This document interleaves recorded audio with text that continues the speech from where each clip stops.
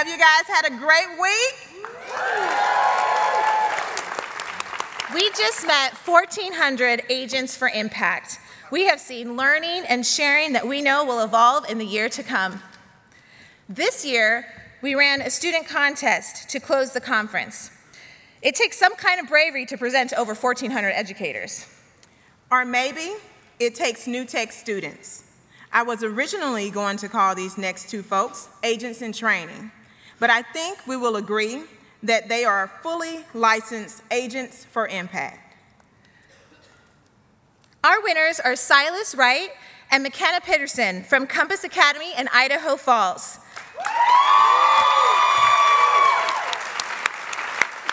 Please join me in welcoming Silas and McKenna.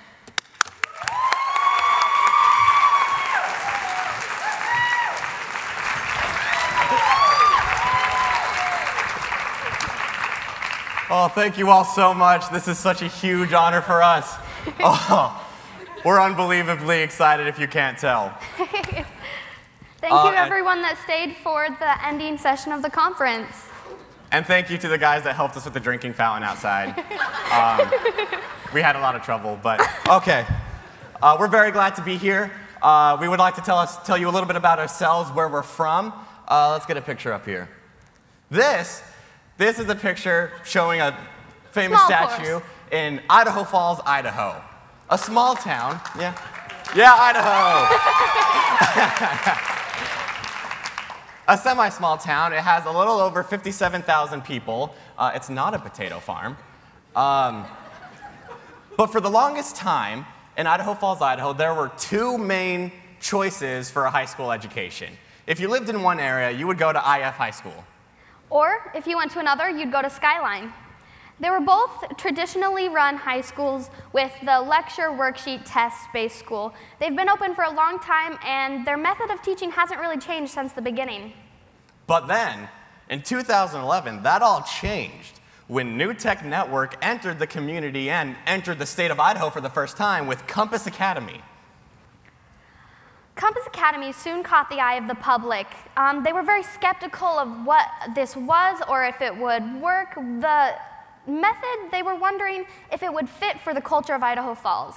But as the year progressed, they soon gained confidence in the school and that it was a good fit for the students that were there. And it was able to be such a good fit in only the 2 years it's been open so far because of the amazing work that high school students have been able to put in such a short time. We know because we're two of those high school students. Oh. I'm McKenna Peterson. And I'm Silas Wright. And we are being Agents for Impact.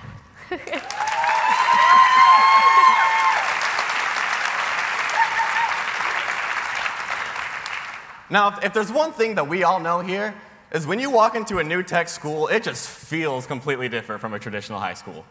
Coming from a student's point of view, some of the biggest things that we see that make us different and interesting are the following. There's the collaboration that NTAC puts in to get their students working with all sorts of people, preparing them for the real world. It's the trust, respect, and responsibility that the schools are based on and that you facilitators give to us so we can also give that to our peers. There's the freedom that you give to us to let us take the skills that we've already learned and apply them with the content knowledge and the skills that we have the ability to learn to finish our projects. It's the technology that enhances the project that we can take that knowledge and skill set that we've learned and make our projects even better. If we click the button. Oh. There we go. Thank you. All of this is part of the impacting culture. I'm sure you've seen this a lot. The impacting culture that a NTAC school kind of develops with their projects and for their students.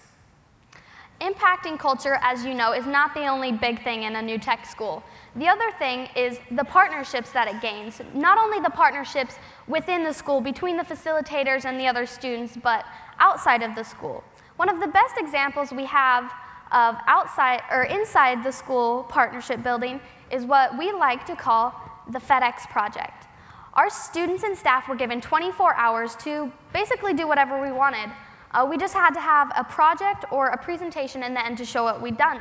And a lot of the students were able to work together or work with facilitators to really build a skill set that they hadn't really thought about, or just do a project that they've wanted to do for a long time but didn't have the time. And so that showed how students can really figure out who they are and the type of things that they choose to do, and create partnerships with the people that they need to get to where they want to go. But in just the 2 years that we've been open in Idaho Falls, we've been able to create a lot of partnerships with people outside of the school. For example, in our first year, and we did it again the second year, the biohealth class was able to create a partnership with the Idaho Falls Fish and Game Department, where they personally asked us to come and test the water at this creek, the Rainy Creek, and see if it was suitable enough to spawn the Idaho cutthroat trout. Students came in and took the water quality index test, 9 different tests, and calculated data to see if it was suitable, and which it was. We were able to present our information to the board that came into the school. Another project was the project the AP Human Geography class got to do the first year. We got to create a historical context for what we call the lettered streets. It's one of the oldest neighborhoods in Idaho Falls. We got a whole new respect for the culture and the history of our town through classifying the houses and dating them, and going through census records of finding how the economy and different immigration patterns affected the growth and development of the neighborhood. We were even able to create a partnership with the city government when our government class was able to put together and host a mayoral debate between the 4 candidates that were running for Idaho Falls mayor. We had been spending this time learning about bias, media bias, and we were able to try our very best to create a website accessible by the public with completely accurate information about the candidates and their views on the issues, trying our very best to keep it bias-free. This whole project in government taught us that even though we are technically too young to vote, we've tried, we can still have a say in government. All of these projects are a great example of personal relevance. Me and Silas decided that personal relevance is one of the biggest things when talking about projects. The first thing that we decided made the biggest impact on us when teachers give us projects is, first, when they give us a choice in the project. It doesn't have to be a big choice, but even the small ones make a difference for the students doing them. When a teacher gives you a choice about something that you can take your own personal opinion on and put in your project, it really feels like taking a part of you and letting yourself do hands-on work on it. A small example of this that we did in our first year in our American Studies class was making a magazine all about the 1920s. It's for our history and English class. Now, we were able to choose what sections specifically out of science and sports and fashion we were able to write about. Me personally, I like science. That's cool. That's cool stuff. And so I was motivated and interested into going out and doing the research about the science and technology in the 1920s. I can't learn about sports now, and so it would have been very hard for me to do it back then. So letting me make that choice to do those articles allowed me to team up with other people that chose the other articles, and we were able to put them together into one magazine that we were proud of. The other way that you can include personal relevance in your projects is to have your project affect the community, some local area that all of the kids in the school share something in common with. So, all of the projects so far we've talked about have affected the local area in somehow. But we want to hear from you guys, so get your phones out, and we want you to tweet us your favorite or most impactful projects using the hashtag NTAC14. So get that ready and going, and they'll pop up on the screen. Look at that. You can just feel the difference when you enter a new tech school. Yeah, oh, that's us. I like that. Let's see, I'm reading the... You guys are making me blush. Oh. I am an adult. I may look like a child, but I am an adult.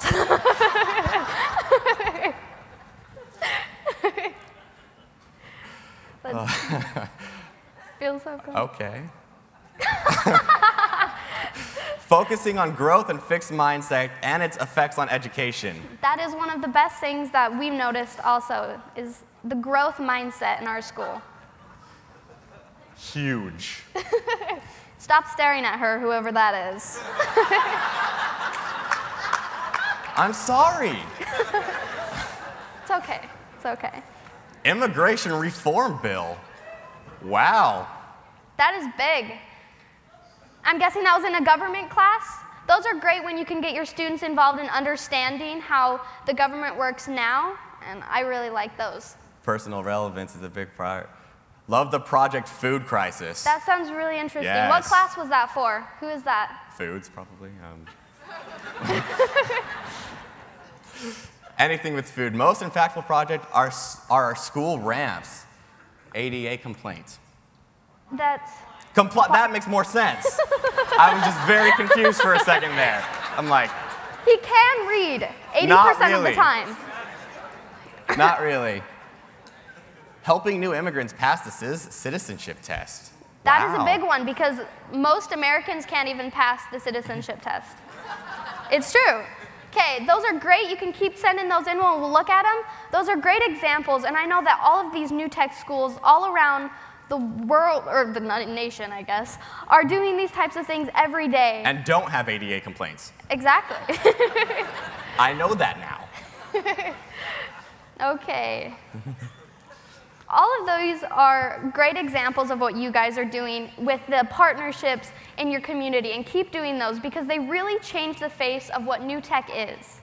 But it's important that you all realize how much you help impact leadership into all of your students through all of the projects that you're giving them, teaching them how to deal with real-world problems and situations. One of the two things that we also decided build leadership the most is the first one is challenging your students. You know, as students sometimes we're like, you don't have to do that. Like, we're like kind of hesitant about our teachers giving us hard things, but we found that the projects where we first get the project rollout and we're like, are you serious?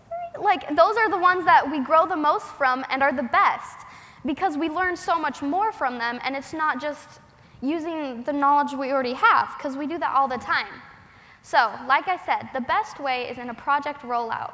Because without that challenge, I can tell you 90% of students would probably do a PowerPoint or a poster. But with this challenge, we are able to do videos and speeches and models and skits and really break out from that PowerPoint poster just stuck that a lot of students can get in sometimes. And this is all as easy as just telling your students, you know, I want to see something I've never seen before, I've never seen you do before, which is exactly what happened in my government class. We did a project once about the Supreme Court, and the first benchmark for this project was to create a small presentation just to show the class how a court case got all the way up to the Supreme Court. We were told it needed the basic facts so that we can, you know, actually learn stuff, and it needed to be interesting, even funny, something that would make it memorable for us. Our teacher sat us down, and Mrs. Dasher right there, told us, I don't want to see a PowerPoint. So Silas being Silas and decided that he wanted to make I wanted to make a PowerPoint. But I was challenged to make it something interesting and something memorable, and showing the class and everybody that you can take something that everybody sees as boring and been done and again and again and again, and make it something that they haven't seen before. Here, let's take a look. So this was done at the expense of our English teacher. This is all done in PowerPoint. I went up, and that's my English teacher, snapped a picture of my English teacher, and made this all with PowerPoint animation about the Mapp versus Ohio case, where police came into Dollar Ray's Mapp's house and arrested her from information they found without a warrant. This was a lot of fun being made. So there is more information in the rest of it, but... Kind of. So that is a great example of taking something that's been done over and over and really putting his own flavor on it. Just because I was challenged. One of the other great things that builds leadership is the confidence. I can tell you, without confidence, we would not be up here.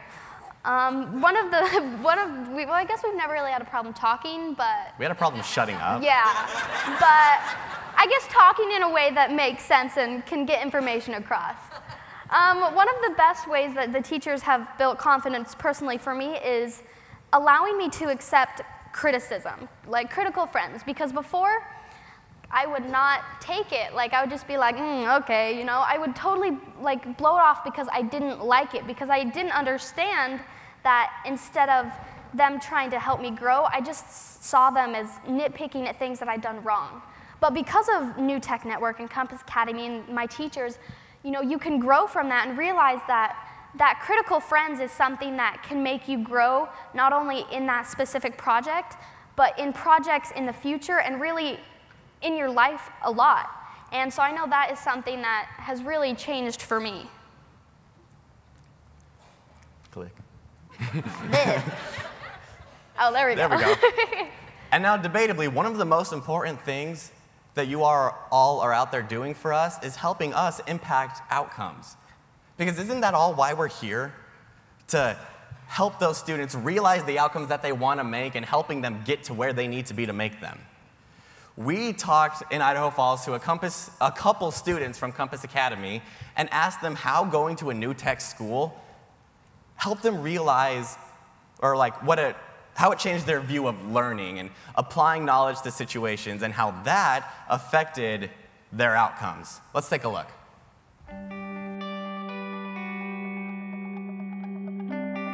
The old education, or traditional education, I guess, it's all right. But you used to just study textbooks and then copy and paste all your knowledge, not literal copy and paste, but just put it in your mind and just spit it right back out onto a test, and you get good grades and you wouldn't really do anything. I remember going into class and just taking notes and writing notes from a presentation and trying to write everything down that I can before my teacher changed the next slide. Well, education at middle school, elementary level was just normal. It was just worksheets and tests. I didn't really learn anything. I just scraped by passing.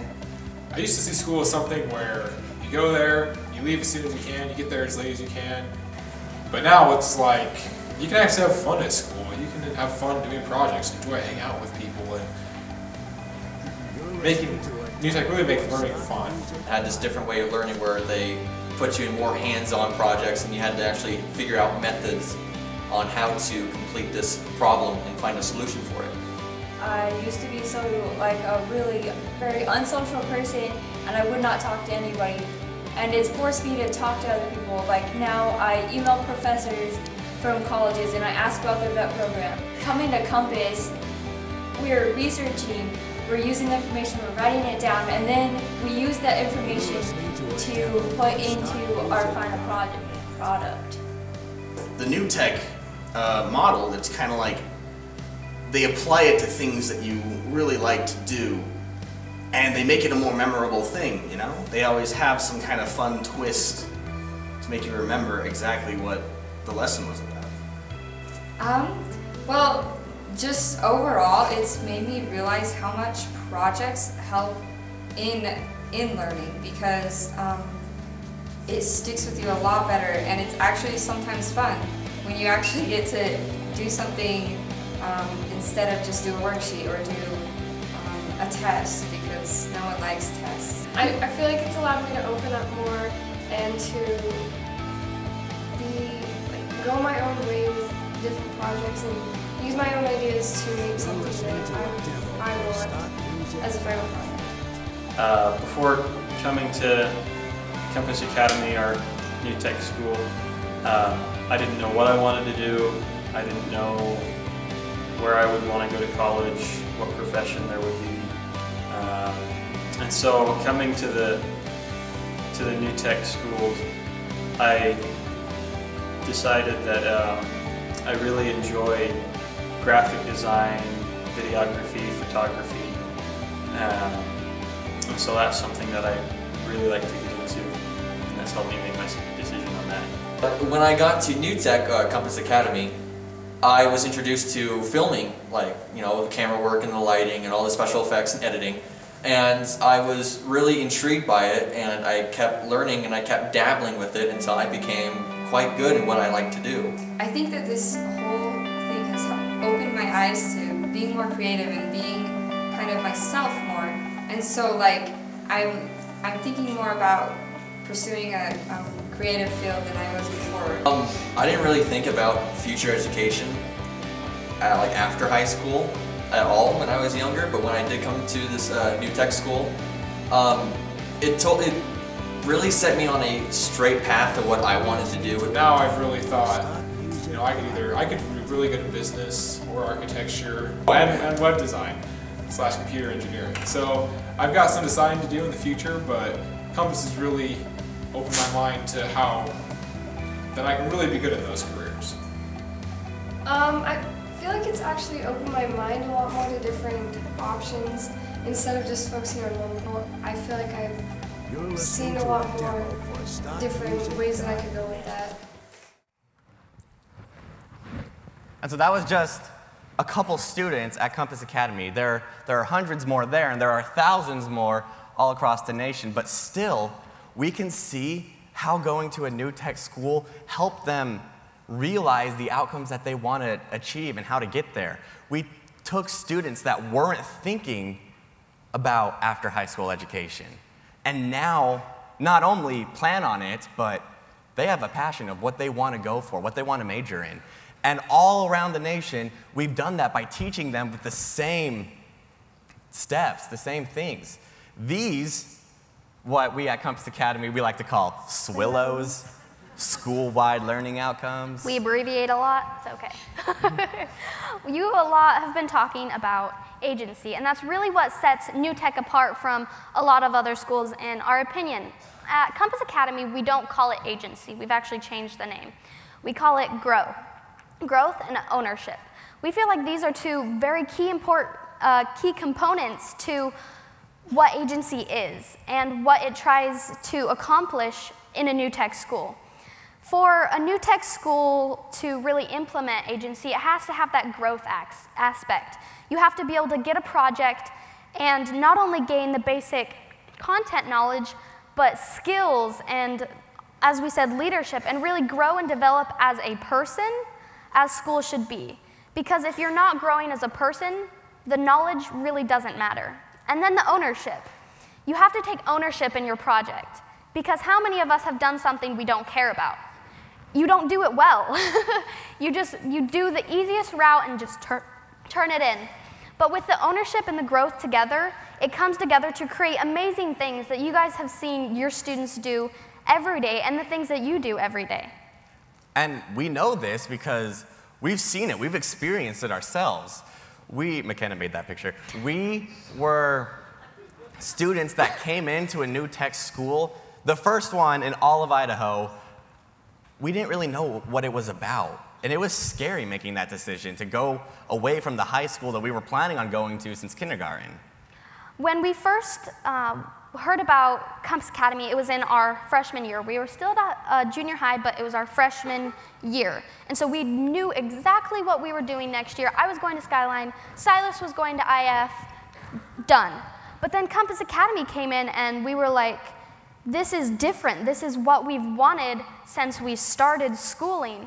And so when we went in for registration, when those who decided to go went in for registration, the school wasn't being remodeled. It was being remodeled from an old junior high that had been shut down. And you could only go in the cafeteria and the teachers weren't there and you only had a course list. And for someone who likes her little ducks all in a row, that was terrifying. I walked out of that registration bawling. And my mom was like, that's it, you're not going, we're taking you to Skyline. And I was like, how would that help me? I just started crying more. And then finally, I was like, okay, no. I have faith in what they've told me what this is. I have faith in the New Tech Network. I know some of the teachers that are going there, and I know that they wouldn't take this teaching career that they love and put it in something that they didn't have complete faith in. And so I decided to stay in, and the school year started, and I was so thankful I came, and now we're here. We made the leap. We made a scary decision, something that we were not familiar with, because we knew, without anybody telling us, that it would change our lives. It would affect us in a way that we couldn't get with the options that were available to us beforehand. Right now, we are 17 years old. I know I look 28 and she looks 12, but we are... And I rock it.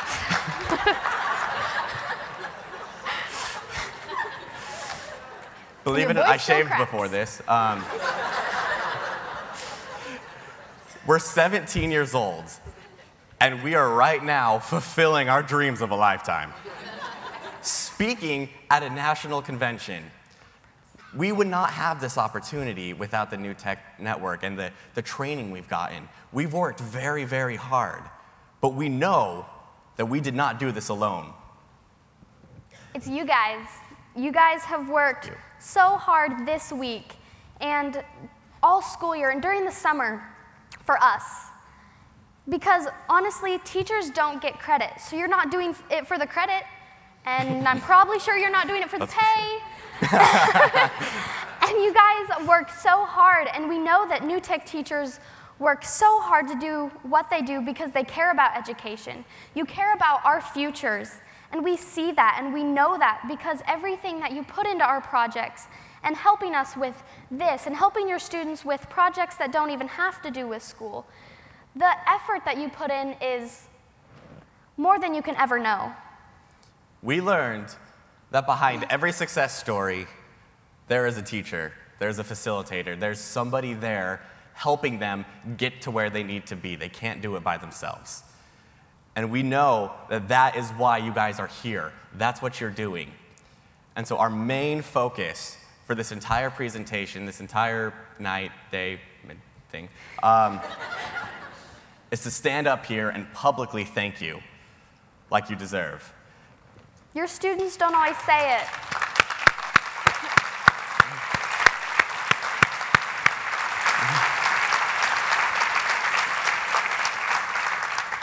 Your students don't tell you how much they've changed your life. I can tell you there are so many teachers that have changed my life and dealt with my stress and just helped me through so much. And you do that for all of your students. Realize that you're changing the world. You have an impact greater than you can know. Because you may be changing just one student's life, but in the future, they could be changing the world. In the end, you are the difference that makes a difference. And it could make a difference in society, the country, or even the world, but most importantly, it makes a difference in that life. And that all comes from you guys and all you've been learning here and all you've been doing for us. And so, especially if they don't say it back where you're from, let us take this time to say it for them. Thank you so much. Keep doing what you're doing, please. We need you guys. Our teachers at Compass Academy, we could not have done any of this without all of you being there to support us every step of the way, getting us to where we need to be. You all were there for us, and you believed in us, and we just know that's what New Tech's about. That's why you're here. That's what you're doing. And they realize it. They do. Thank you.